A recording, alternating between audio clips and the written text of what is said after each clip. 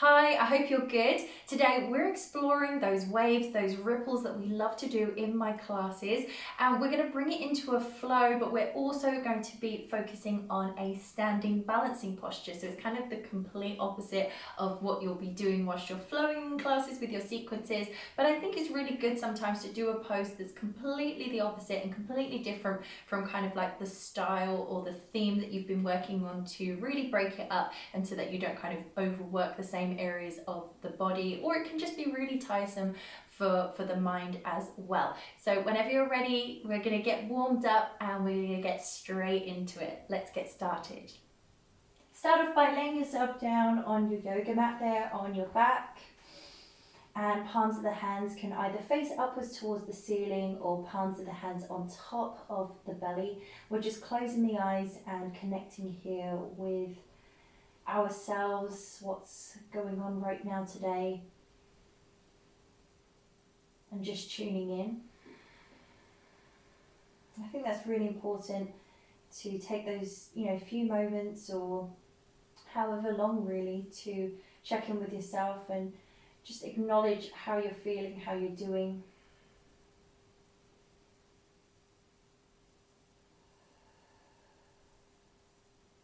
Breathing in through the nose and out through the mouth.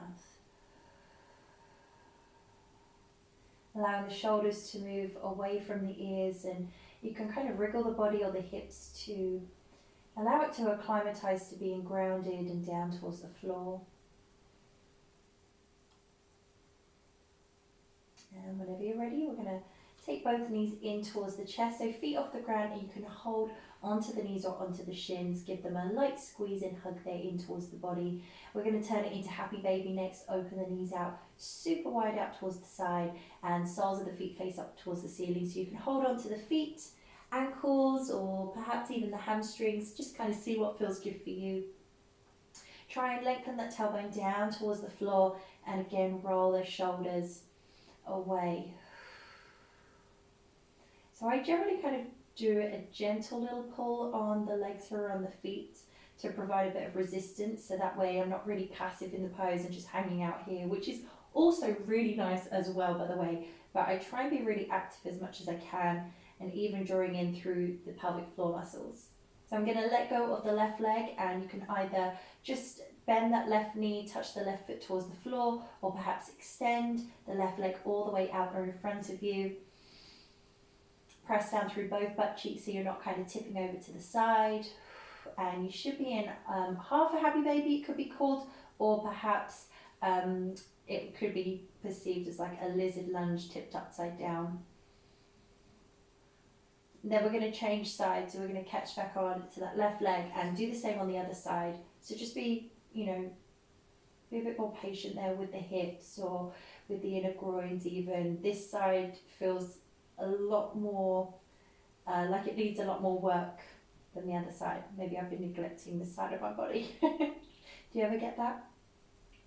And then from here I'm going to come back into happy baby. So I really noticed the happy babies have helped me so much since I discovered them. I've been doing them for years now, and yeah, when there's moments, or say a week can go by where I don't do one for some reason, for whatever reason, I really notice it. So we're going to slowly bring ourselves up to come to a seated position. So it's up to you if you want to sit like me, where I'm coming into easy pose, or you've got a different pose that you want to come to.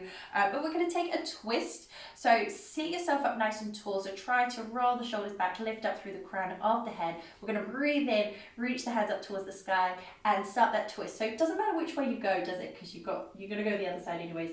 But you're going to take opposite hand to opposite knee. Let your body spin round to kind of the side naturally. Back hand really close to the base of the spine to get that twist. And then come back to center, inhale to reach up, and again to twist. So just remember, opposite hand to opposite knee or thigh to get you round. So I think that's really important, is to remind yourself to do the seated, do the groundwork basically in yoga, because without it, I just noticed that my body definitely is never happy with me. And then from here, come back to center, just roll around the wrists, or perhaps roll around the shoulders or the neck even. I'm just trying to, again, yeah, just remind you to make sure you keep these areas nice and happy, nice and mobile, so that way when it comes around to doing anything challenging, you know, your body is definitely going to thank you for that. So I'm on to all fours next. I've got shoulders above wrists and hips stacked above knees. Spread the hands out nice and wide, and we're going to come into cat and cow. So I'm in my cat stretch first, rounding the spine, head is down, and then moving into cow pose next. Sit bones up towards the sky, chin lifts up. So when you round the back here into the cat stretch like I'm doing now, you want to get that sort of bra strap line up towards the ceiling.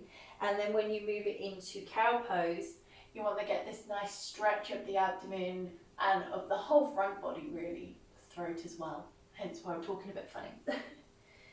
So now you can go between the two postures nice and seamlessly. Try and press down through the tops of the feet. Keep the arms straight. Let your pelvis do a lot of the talking as well. So don't just nod the head, remember. Work here from the hips, from the pelvis. Okay, so next up we're going to move into downward facing dog. So I take a nice neutral spine, tuck the toes, and lift the hips up nice and slowly. Head down moves in between the arms, and roll the shoulders away from the ears and push away the floor. So I'm already feeling it in the backs of the legs.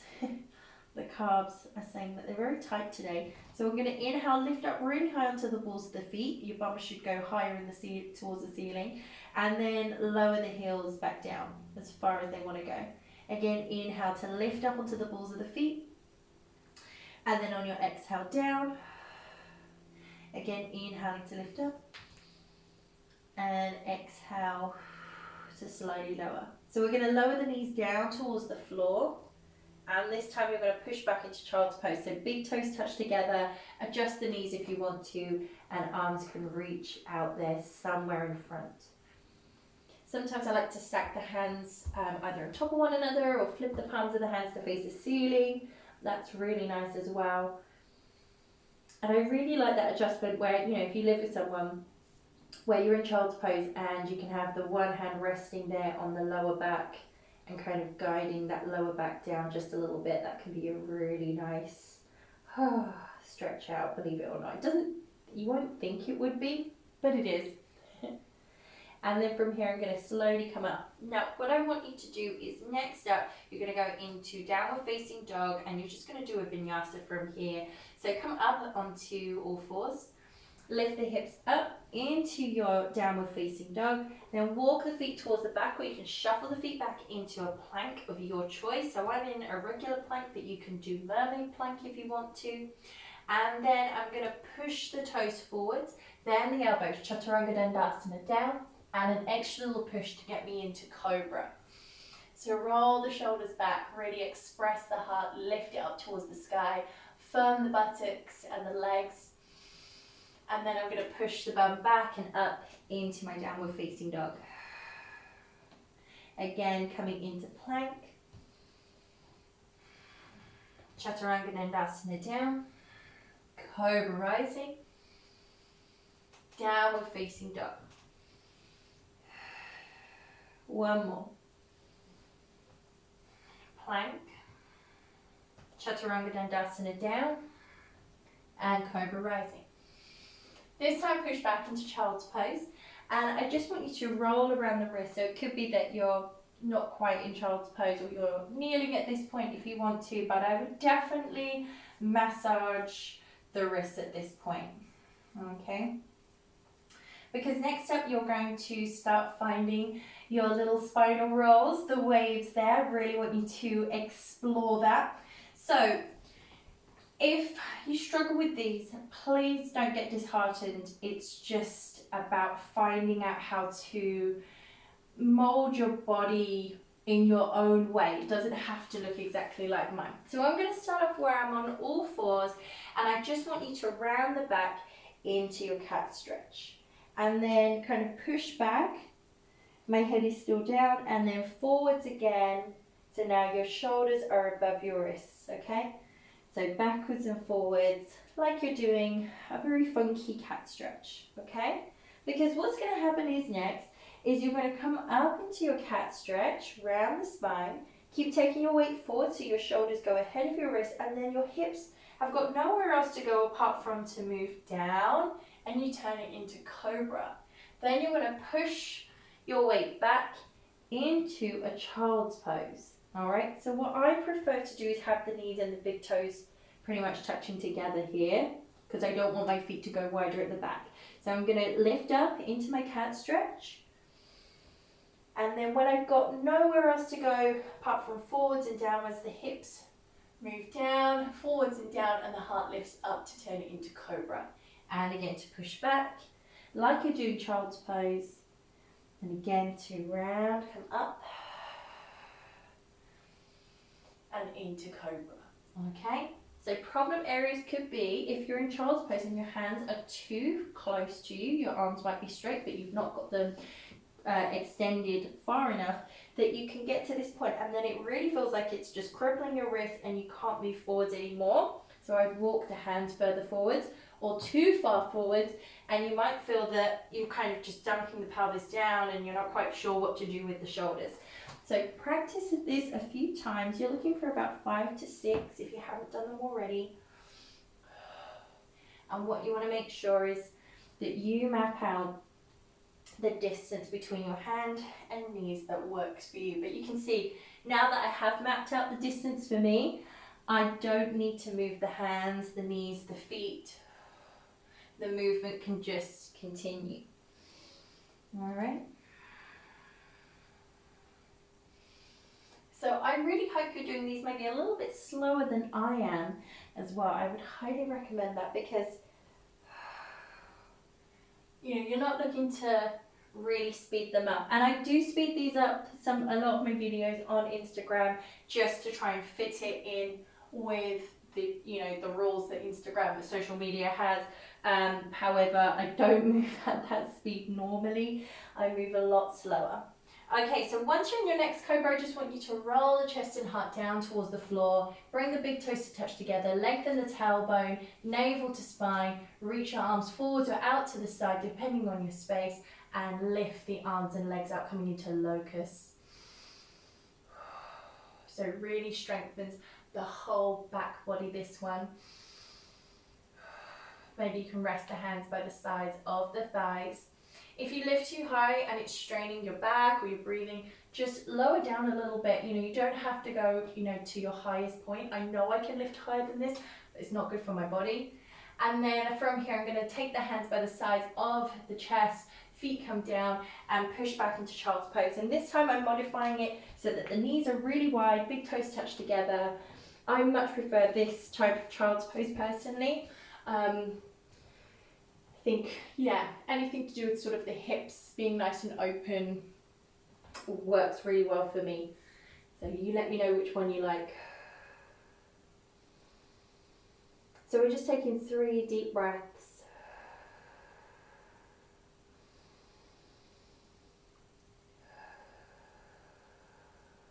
And from here, slowly come up. So that way you are back onto all fours. We're going to come next into downward facing dog and downward dog split. So once you're in your downward dog, start reaching that right leg up towards the sky. Keep pushing away your yoga mat whilst you're reaching those toes up. Lift up slightly through the left armpit and down with the right, so that way you can square off your shoulders whilst you're opening up through the hips. And we're going to change sides from here, lowering down that right foot and brushing the left foot up towards the sky now.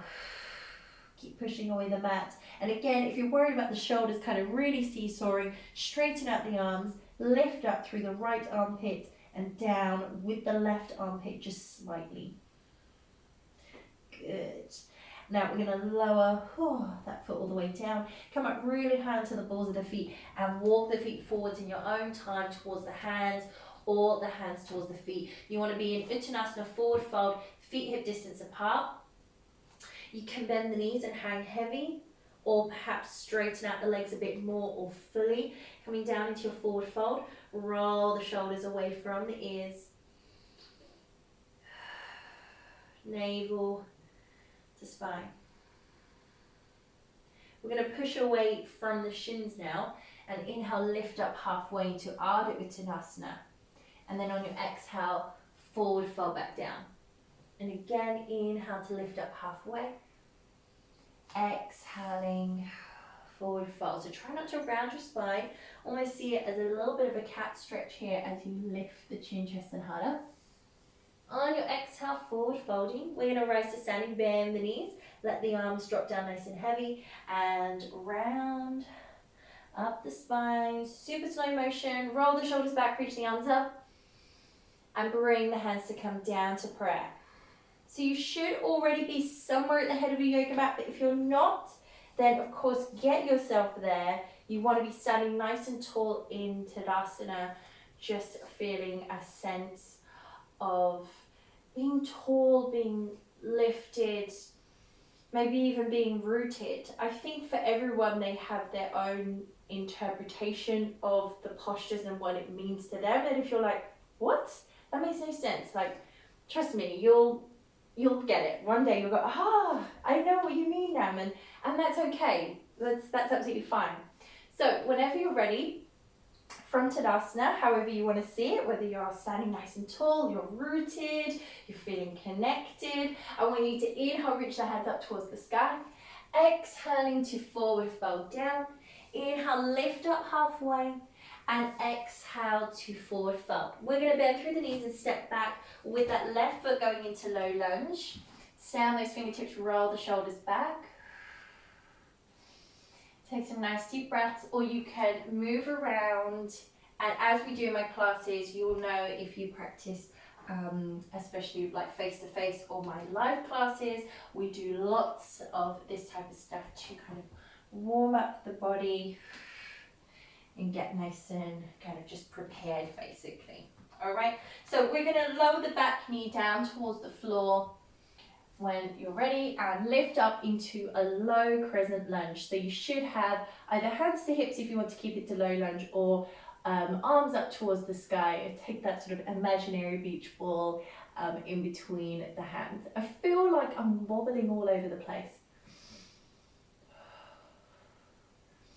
So some days I come into crescent, I'm feeling really strong, and other days like this, I'm like, whoa, what's going on with me? Take the fingertips down. You're going to change sides from here. So you want to walk the hands forwards, kick the leg up, and step it forwards into Uttanasana. Hands to shins or hands to earth. Inhale, lifting up halfway. Exhale to forward fold down, bend through the knees, step back with that right foot now, feet hip distance apart, knee just above the ankle there of the front leg. If you want to, hold in stillness, which can be really nice, or you can rock and roll around to just warm up the body. If that's what you're used to doing with me, please go for it now. All right, but this will take us into crescent lunge. So find yourself in crescent next, or low lunge if you want to.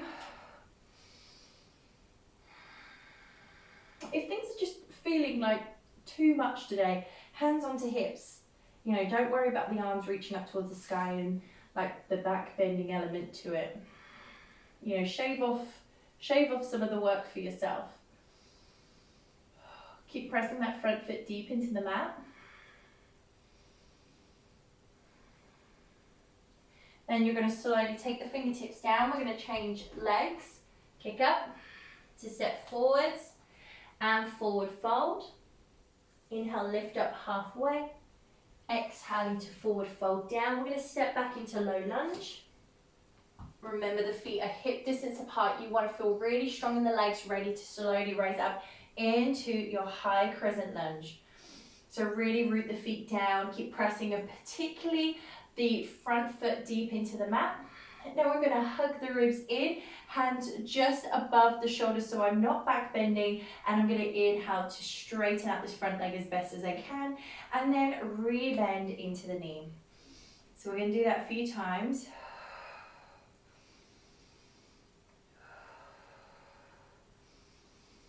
How you doing?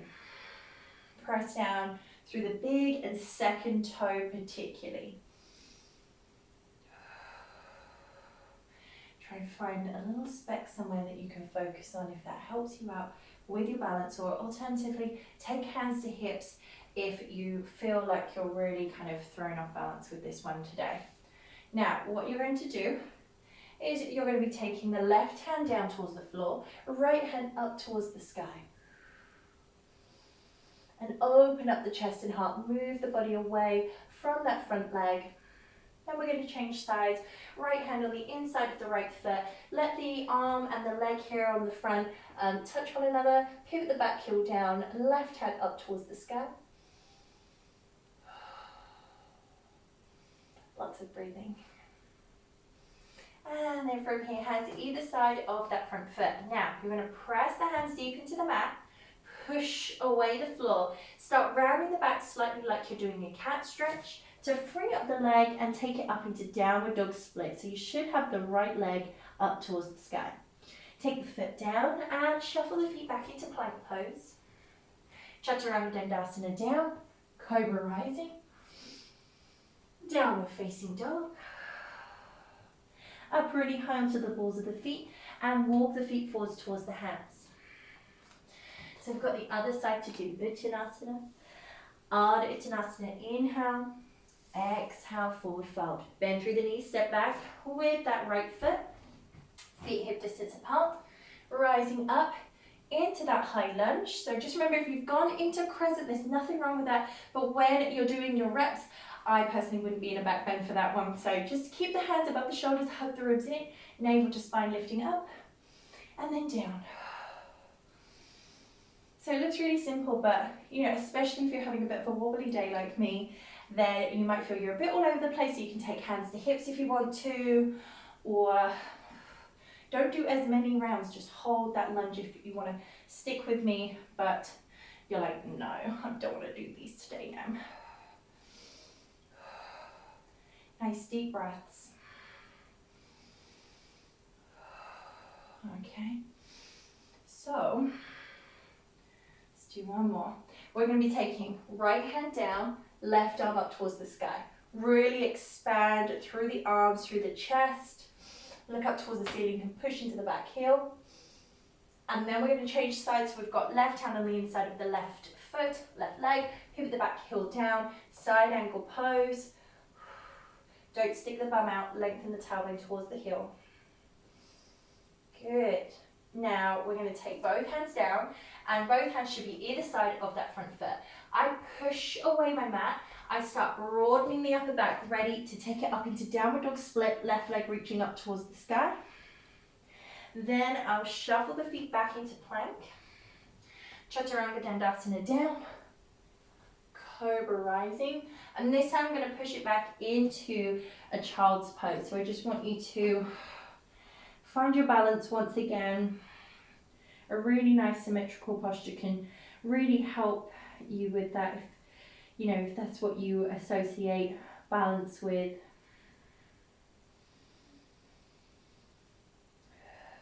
Make sure you're breathing all the way through, inhaling through the nose, long exhales out through the mouth. Especially when things, you know, become challenging, whether it's in your yoga practice or stuff going on off the mat, remember to come back to the breath.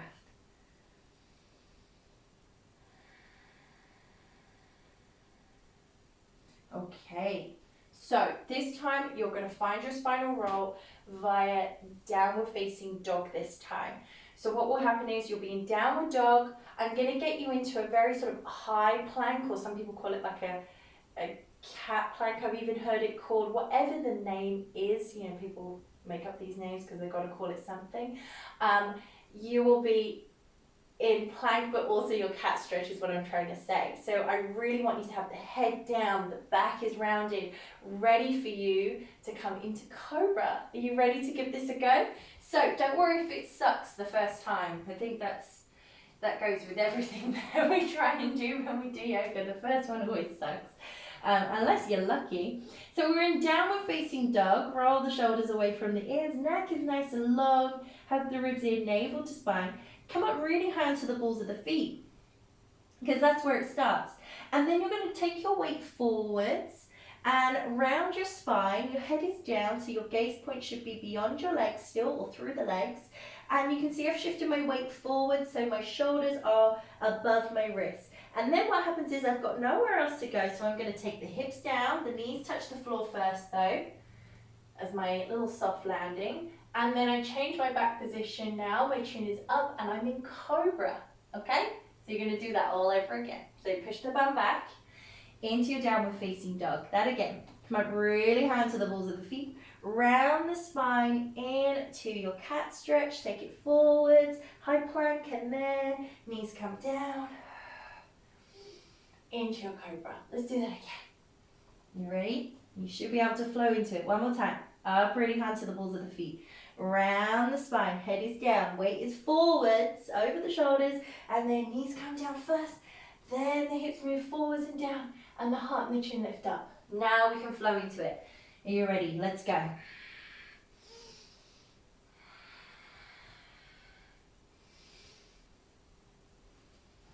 So I'm on another one now. And you should be able to keep on going. Of course, if your body says stop at any point, just rest in child's pose. These, you know, perhaps from the outside don't look like much, but they're a lot of work.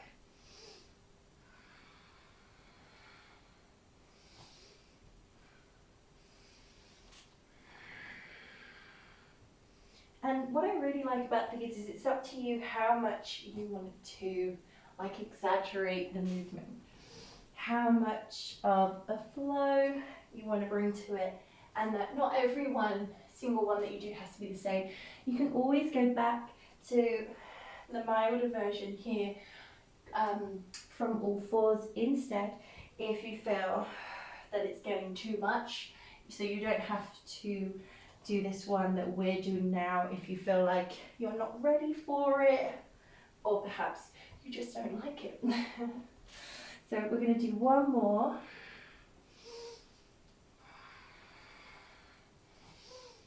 And then we're going to rest. So I'm actually going to sit back in hero's pose, but you can be in child's pose if you want to. I'm taking the palms of the hands to face up towards the ceiling, closing the eyes.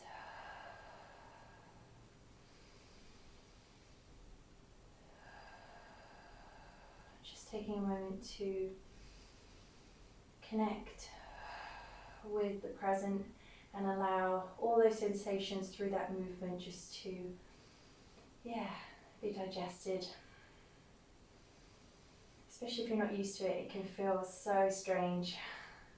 And even if you're like me and you love doing these, it's just nice to let it all sink in. Okay, so we're going to rise up to a standing position now. Okay, so you want to make sure you've got either a wall that you can hold onto to kind of help you out with your balance, or perhaps you're freestyling this one and you're just happy being somewhere on your mat. So we're going to come into tree pose. So what you want to make sure is that you, again, it's what do these postures mean to you? Like, how are you going to interpret it? And for me, I feel like tree pose, if I'm doing it indoors, I'm mainly focusing like on my balance and just trying to find that sort of ease and that calm in that stillness, especially if, you know, just, had a bit of a crazy moment or, things going on with work and stuff like that. And then, but if I'm taking tree pose outside, I see it as a pose of like real exploration without moving, which might make sense to you. I don't know, we can go into it in a different video. So we've got Tadasana is kind of your base pose. That's what you want to see it as. What we're going to do, if you take your hands to hips, is turn your right toes out to a 90 degrees. So you really try and get that nice openness here of the hip and of the knee. And then you can either plant the sole of the foot on the inside of, say, the ankle, or climb it up towards the calf, or perhaps the inner thigh. But I wouldn't have the foot resting on the knee, okay? And then you want to create like this kind of gelling effect, or this resistance here of the foot going into the thigh and the thigh going into the foot. Keep spreading the hips open and lengthen the tailbone down towards the heel of the standing leg. This might be enough already, all of these like little cues, or you can start reaching out through the arms and the fingertips, perhaps out towards the side. I would definitely hug the ribs in, navel to spine, make that nice core connection with this one. Keep lifting up through the crown of the head. And you can see the arms as your branches if you want to, so you can do whatever you want with them.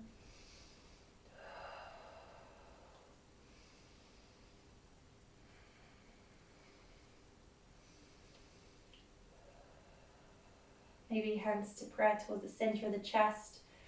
I always really like that one. I feel really good here all the time when the hands are in that prayer position. I think it's like a universally known and understood gesture without having to say a word, which is really nice. Okay, then I'm going to go on to the other side. That's a very wobbly tree pose. Okay, so we've got left foot turning out towards the side, like I said, 90-degree angle, and climbing the foot up, maybe the ankle, maybe the calf, maybe seeing if we can get the foot there into the inner thigh.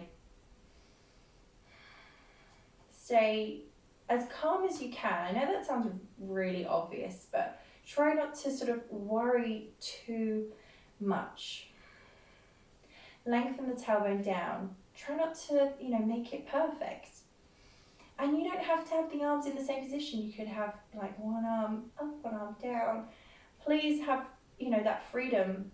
I think what we noticed with, calling it tree pose, and that's the pose's name, is that, there's no perfection there. It's trees are moving in the wind, and there can be, lots of chaos going on due to the weather, or you might find there's times where the tree pose is nice and still and steady, where you feel like you're really nourished and really healthy, and other days where you're like, oh, feel a bit deflated. So again, it goes the same with the pose and how we're kind of reacting or responding to it.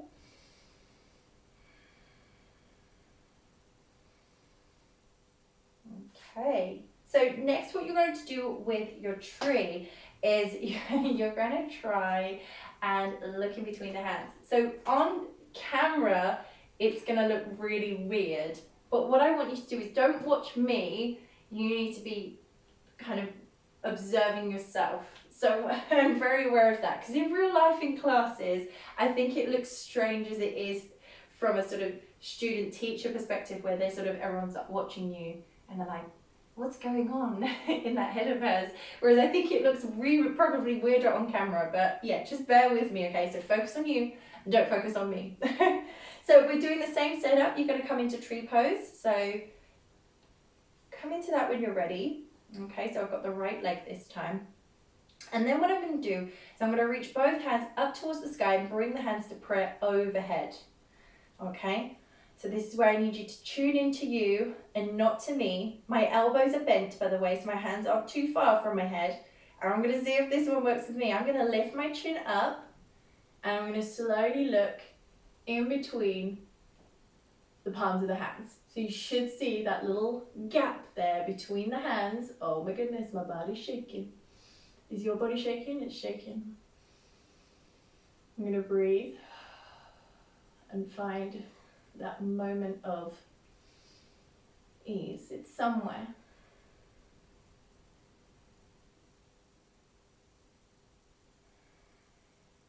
Now, if you haven't already fallen out, slowly come out. Trust me, when I'm in my home practice, falling out, I'm cool with it. It's normal. It's fine. When I'm teaching, I'm trying so hard not to fall. Obviously, no one wants to watch someone fall over constantly, right? But that is what happens in my own home practice. There's a lot of falling over. There's a lot of... But I try obviously not to do that in my classes. I think it would be really off-putting. Okay, so I'm doing tree on the other side now. So left leg. Set yourself up for your tree. You can still do this like with the one hand, resting here on your wall. That's absolutely fine. Try and find that center line. Okay. And then we can begin. So we've got hands to prayer over the top of the head, elbows bent. And then I'm going to slowly lift the gaze. lift up through the pelvic floor muscles. And all of a sudden, things become just a little bit more challenging. Make sure you're breathing. Inhaling through the nose, exhales out through the mouth. Keep that core connection going.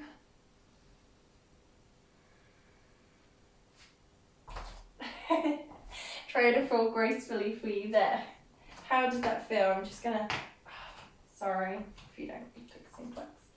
Just gonna roll around the ankles. So when you're doing the balances, or standing balancing postures in yoga, if you're feeling it on the ankles or plantar fascia, that's normal, but if it's starting to get into cramp, it could be that you're holding for too long, or it could be that you need a bit more support maybe for the feet, like it could be down to flooring. If you're wearing footwear, hopefully you're not, hopefully you're doing this barefooted, but I can put that in a separate video. If you've ever got any questions like that, just pop them in the comments below and I can always do another video for you. So whenever you're ready, we're going to get ourselves laying down on our mats. So once you're down, just get yourself nice and comfortable here. I'm going to come into Supta Baddha Konasana today. Join the soles of the feet together, let the knees drift out towards the sides, nice and wide. Press down slightly through the feet so you can lengthen your tailbone towards your heels so that you just kind of decrease the natural gap between your spine and the floor there. And if you want to, palms of the hands on top of the belly. Closing the eyes.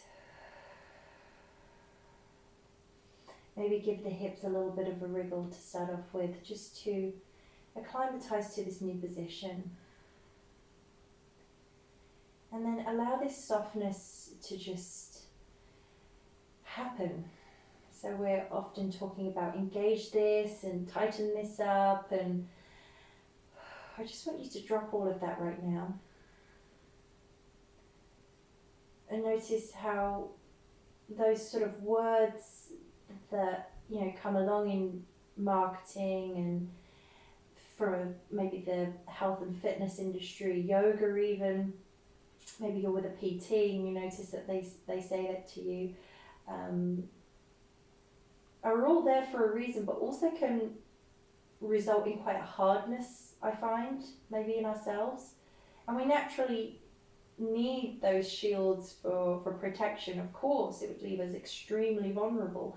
But I think in yoga it's really important to acknowledge that it's okay to have this softness, to be vulnerable. If you can set up this safe space for yourself within your practice. So I know when you're practicing yoga, perhaps you're trying to get the postures right and you're trying to get the correct foot forwards and you're trying to breathe and everything, but at the same time, don't forget, at the core of it, at the root of it, is to create this safe and this happy space for yourself.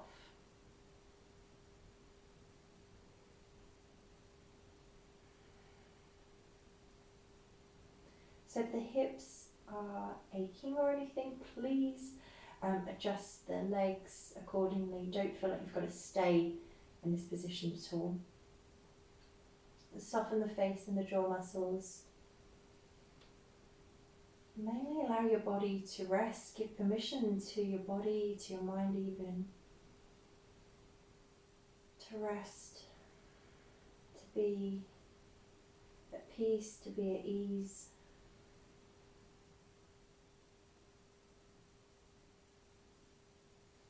If you want to, maybe hands along just underneath the ribcage, along the diaphragm.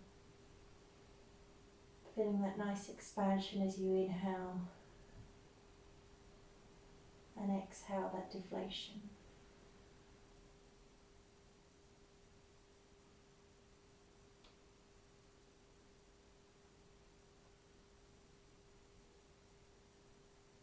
So I'm going to leave you here to enjoy this space that you've created for yourself. Remember that you've done this. It's not anybody else. You've worked hard for this.